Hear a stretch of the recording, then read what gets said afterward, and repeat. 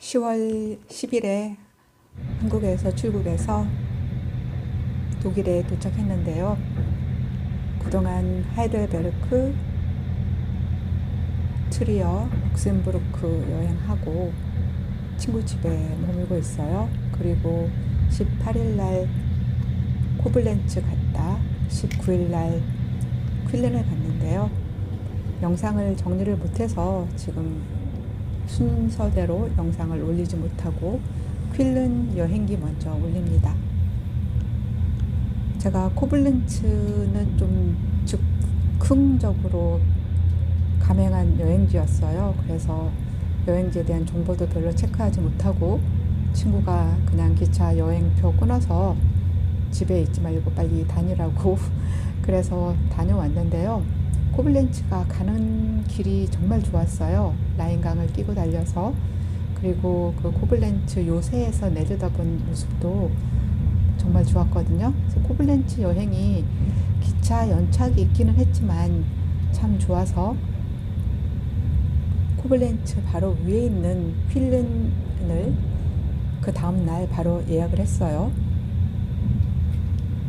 퀼른까지는 IC 하이델베르크에서 IC 기차를 타고 가는 거였어요. 아침 8시 25분에 출발해서 11시쯤 도착하는 여정이었고요. 돌아올 때는 오후 3시 17분 비행기니까 퀼른에 한 4시간 정도 머무는 거였죠. 근데 사실 퀼른에는 볼만한 게 별로 없고 퀼른 대성당과 트라이앵글 빌딩에서 보는 퀼른 시내 전경, 그리고 제가 꽃도 보다 보니 식물원 정도 보고 오면은 되겠다 생각을 해서 4시간이면 충분하다고 기차표를 왕복으로 끊었지요. 근데 아침 8시 25분에 출발한다는 기차가 9시에 출발한다는 거예요. 벌써 35분 연착이 되었는데요. 이 기차가 계속 연착이 되었고, 원래 코블렌츠 거쳐서 퀼른으로 가는데 코블렌츠는 아예 서지도 못했어요. 뭔가 코블렌츠에 문제가 있어서 다른 길로 돌아간다는 그런 메시지가 나왔어요. 대부분 독일어로 했고 영어는 간간히 나왔는데 제가 영어 청해 스킬이 그렇게 좋지 않아서 완벽하게 알아듣지는 못했고, 어쨌든 코블렌츠에 문제가 있어서 다른 길로 돌아간다라고 정도로만 알아들었어요. 그런데 이 기차가 결국 2시간이 넘게 연착이 되었습니다. 그래서 제가 원래 퀼른에 4시간 정도 머물려고 했는데 돌아올 때까지 남은 시간이 1시간 반 정도밖에 없었어요. 근데 저는 이제 길치에다가 방향치예요. 그래서 사실 이 지도 앱을 보고도 혼자 길을 찾거나 이러는 거를 잘 못해서 물어 다니는데, 퀼른역에서 나오면 대성당이 바로 보인다고 해서 그냥 나왔는데 퀼른역에서 나왔는데도 대성당이 보이지 않는 거예요. 그리고 다리를 건너서 그 트라이앵글 빌딩이 있는데 다리가 어디 있는지도 보이지 않고, 그래서 왔던 길로 다시 돌아 나가서 대성당은 발견하고 빙빙 돌다가 다리가 안 보여서 사람들에게 물어봐도 모른다고 하고, 그러다가 결국 다리를 찾고 그 트라이앵글 이제 빌딩으로 막 달려갔죠. 그래서 트라이앵글 빌딩에서 한 10분 정도 머물면서 사진 찍고, 그리고 대성당 또 한 10분 정도 대충 보고 올 수밖에 없었어요. 또 돌아오는 기차가 혹시 연착되나 기대했더니 또 돌아오는 기차는 연착되지 않아서 거의 1시간의 초치기를 하면서 퀼른 여행을 했어야 했습니다. 지금 이 보시는 장면은 하이델베르크에서 그 퀼른 가는 길에 만나게 되는 풍경이에요. 이 풍경이 너무 환상적이어서 제가 코블렌츠 갔던 길을 다시 간다는 거 알면서도 퀼른 가는 기차를 다시 예약을 했던 게 이 길을 다시 보고 싶어서였어요. 그런데 그렇게 4시간 계획했던 여행이 2시간 연착이 되면서 전혀 뜻밖의 상황으로 흘러가 버렸죠. 남은 시간이 2시간이라고 할 때까지만 해도 그래 2시간이면 대충 전망대 보고 식물원 살짝 들러서 성당 볼 수 있겠다 했는데 점점 연착이 돼서 남은 시간이 1시간 반인가 뭐 그 정도밖에 안 되니까 그 다음부터는 거의 포기하게 되더라고요. 그래서 내리자마자 그냥 방향도 안 보고 뛰었다가 또 좀 헤매느라고 시간 또 허비하고, 그래서 실제적인 여행은 한 30분, 40분 그렇게 됐습니다. 지금 이제 이 독일이 라인강을 끼고 다니다 보면 이렇게 예쁜 마을들이 쭉 늘어서 있어요. 그래서 유람선 문화가 굉장히 발달되어 있고, 이 나라에서 유람선은 거의 우리나라에서의 그 버스 당일 여행 좀 이런 것처럼 강마다 유람선이 떠 있어요.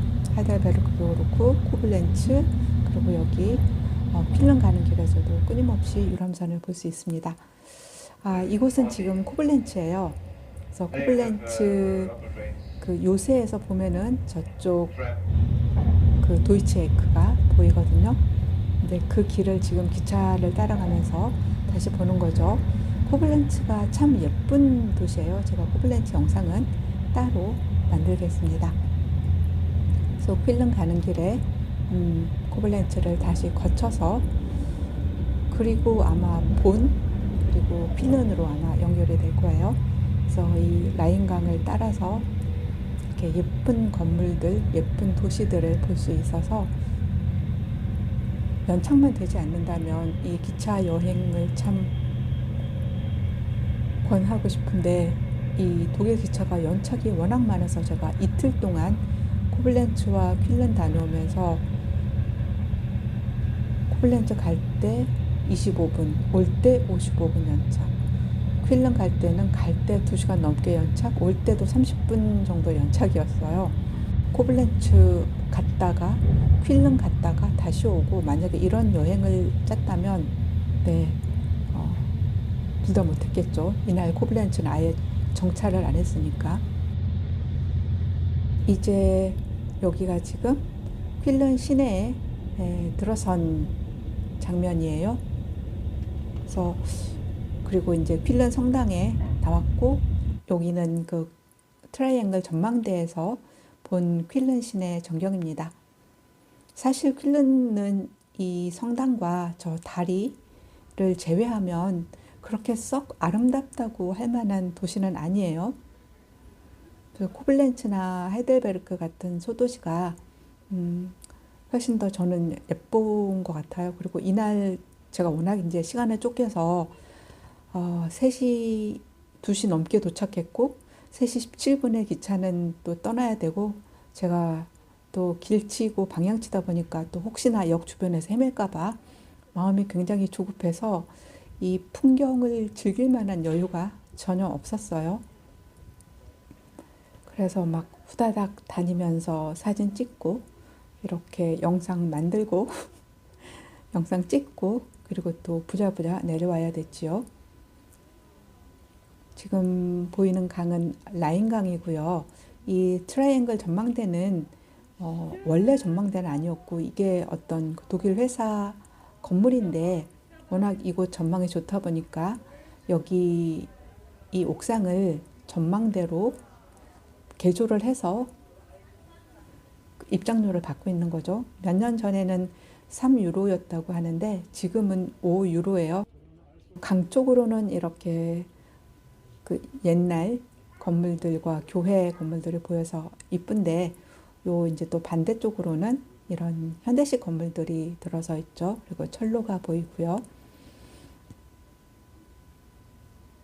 그리고 이 유리에 보이는 건물의 이름을 이렇게 다 적어놔서 보이는 건물이 무엇이다라는 것을 알 수 있게 했는데, 제가 퀼른 시내에 있는 건물 이름까지 다 알아야 될 필요는 없어서, 그리고 시간도 없고 대충 이렇게 지나치면서 보고 있습니다. 그래서 360도를 삥 돌아요. 강 주변의 풍경은 참 좋은데요. 저 다리, 저 멀리 보이는 다리 옆에 동물원과 식물원이 있어요. 그래서 원래 계획은 여기 트라이앵글 전망대에서 전망을 보고 요 강변을 따라서 쭉 걸어서 저 다리를 건너서 식물원을 보고 대성당으로 오는 루트로 제가 4시간 여행 계획을 짰거든요. 그런데 이렇게 지금 틀어져 버려서 이 전망대에서 한 10분 머물면서 부랴부랴 사진 찍고 동영상 찍고 또 내려가야 됐습니다. 다행히 이날 날은 좋아서 전망대에서 멀리 도시를 내려다볼 수 있었는데, 사실 이날은 마음이 급해서 전망이고 보고 하나도 들어오지 않았고, 그 연착한 기차에 좀 분노를 해서 여행을 즐길 만한 마음의 여유가 없었습니다.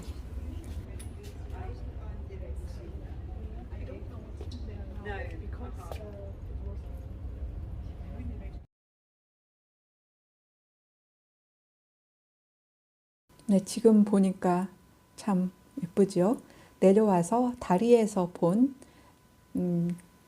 퀼른신의 모습이죠. 저 멀리 보이는 것도 교회라는데 뭐 가보지 못했죠. 퀼른 대성당도 보지 못했으니까. 그리고 이 다리를 건너면 이제 다시 대성당으로 가게 되는 거죠. 근데 이 다리에는 이렇게 그 열쇠가 빼곡히 들어차 있어요. 열쇠가 들어찬 것만 보고 열쇠를 거는 사람은 못 봤어요. 언제 와서 몰래 걸어놓고 가는지. 그리고 이 건 사람들은 자기들이 어디에다 걸었는지 기억이나 하는지 모르겠습니다.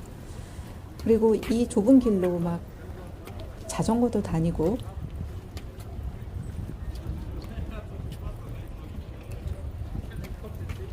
그 킥보드 같은 거 그런 것도 다니고, 그래서 좀 정신이 없고요. 옆으로는 이렇게 기차도 다닙니다.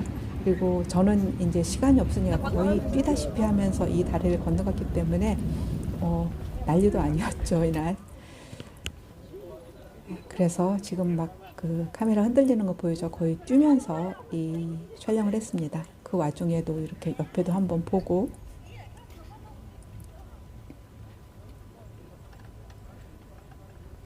저렇게 뭐 킥보드 같은 것도 타고 다니는 사람들이 있어요.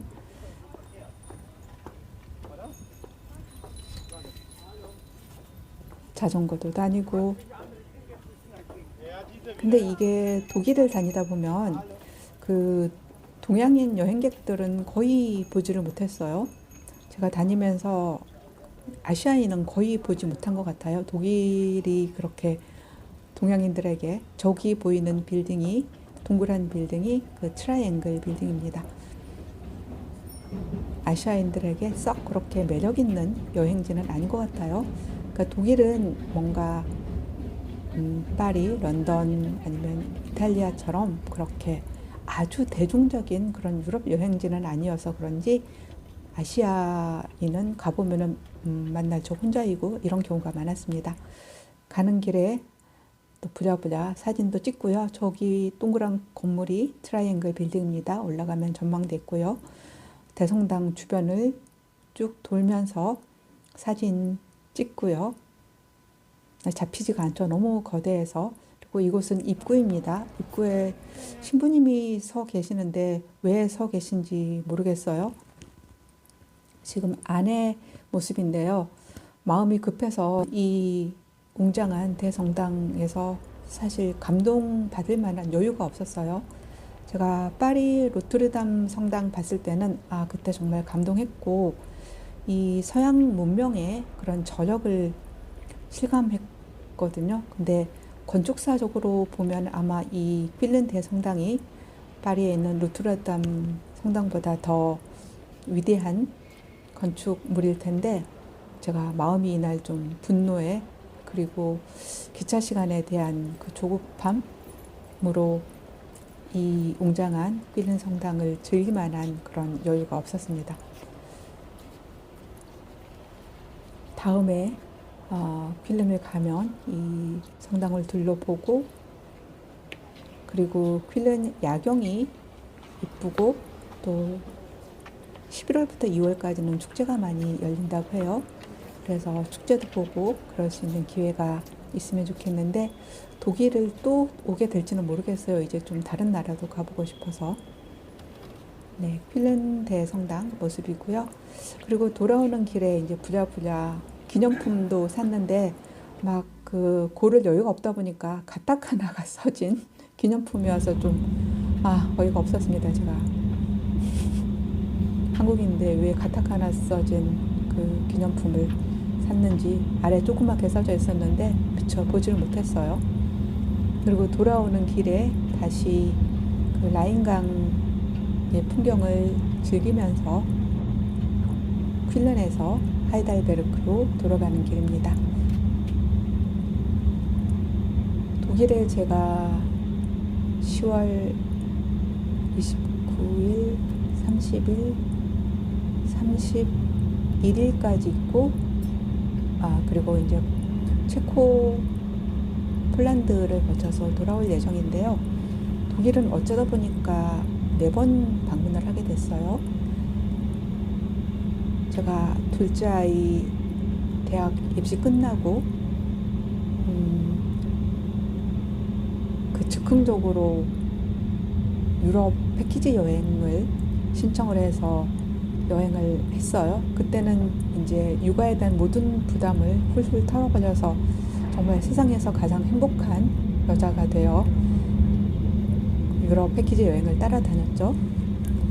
그리고 그때 유럽 여행이 겨울이었는데도 참 좋았어요. 날도 춥고 그랬지만.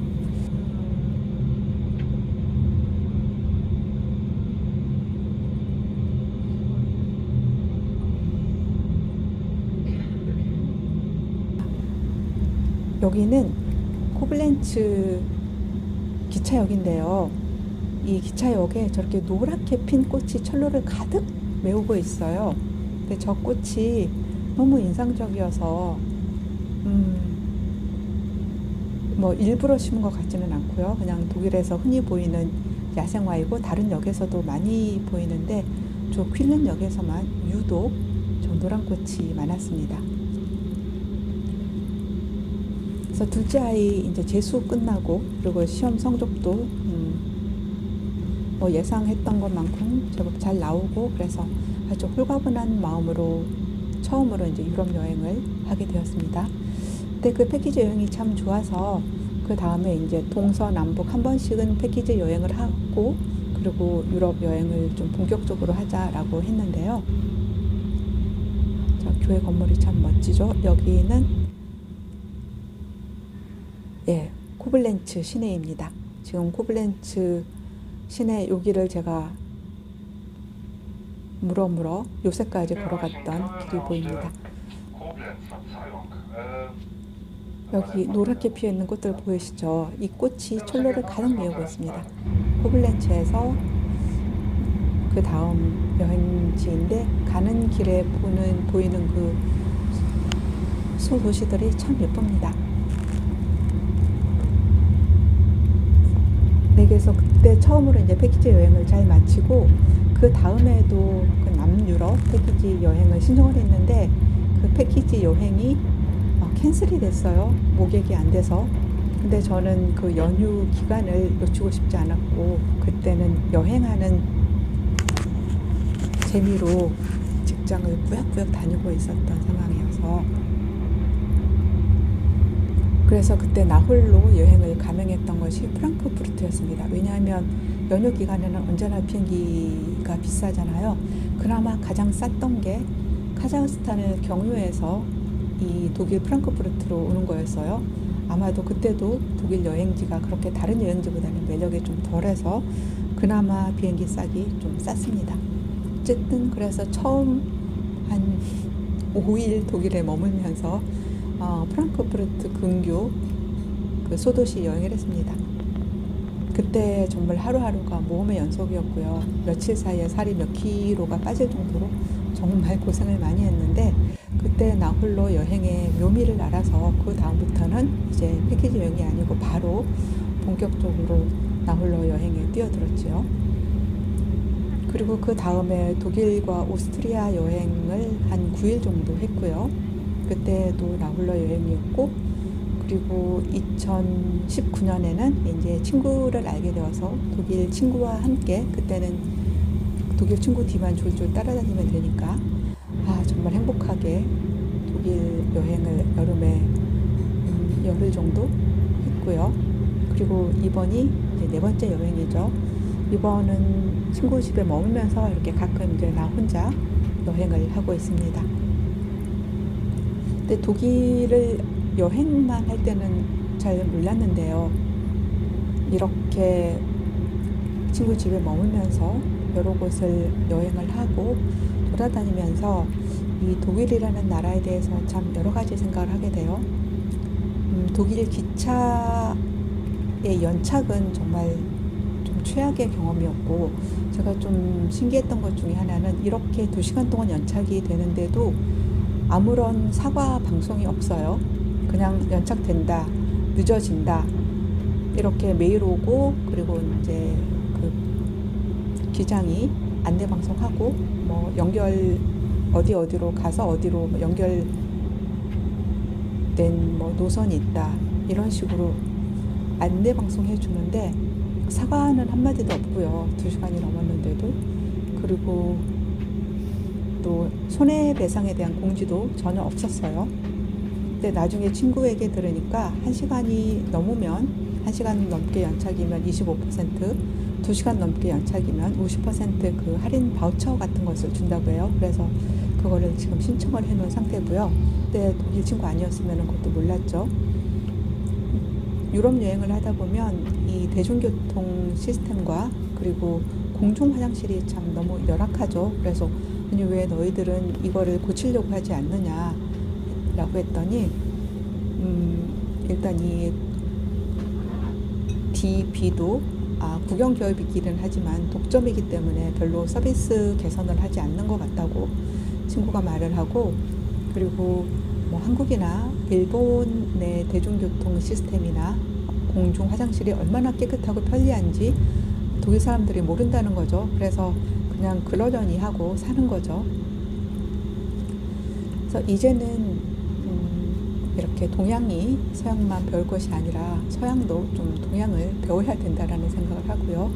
한국의 대중교통 시스템이나 공중 화장실은 정말 세계 최고라는 생각을 해요. 하지만 이 독일을 만만히 볼 수 없는 게, 저희가 정말 많은 도시를 다녔는데 아마 독일 사람들보다도 웬만한 소도시는 더 많이 가본 것 같아요. 죽어가는 지방 소도시가 하나도 없었습니다.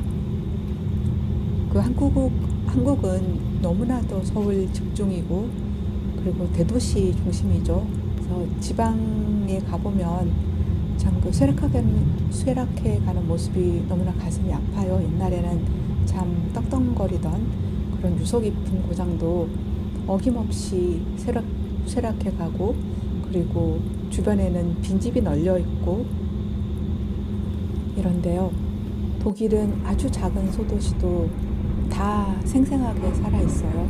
그리고 작은 도시에도 커다란 기업들이 들어와 있고, 그곳 사람들도 뭐라고 해야 되나요? 소외감 이런 거 없이 잘 살고 있어요. 그리고 또 하나는 이들의 그 기술력이죠. 제가 여기 와서 눈에 다래끼가 나서 친구에게 약 좀 사달라고 했는데 무슨 안약 같은 거를 하나 주는 거예요. 그래서 나 눈에 이상이 있는 게 아니고 이게 다래끼인데 이걸로 안약 넣는다고 낫겠냐 라고 막 투덜댔는데 친구가 믿어보라고 그래서 이 안약을 눈에 넣었어요. 근데 정말 그 다래끼가 없어진 거예요. 그래서 감탄을 했습니다. 그래서 이 나라가 대중교통이나 화장실은 참 열악하지만 이런 지방이, 모든 지방이 다 골고루 발달되어 있고, 그리고 이들의 기술력은 역시 세계 최고 수준이고, 또 어떤 재활용하는 것도 빈 페트병을 갖다 주면 그런 슈퍼에서 요거를 그 물건을 살 수 있는 그 바우처로 바꿔주더라고요. 이런 걸 보면서 역시 선진국은 선진국이다라는 그런 생각을 했습니다. 그리고 이 라인 강을 따라 펼쳐지는 이 풍경과 그리고 심심하면 나타내는 저 아름다운 성들, 그리고 거기에 맞추어서 이 나라는 터널도 고성처럼 멋스럽게 만들어서 건축학적 미감이 참 다르구나라는 생각을 하게 됩니다.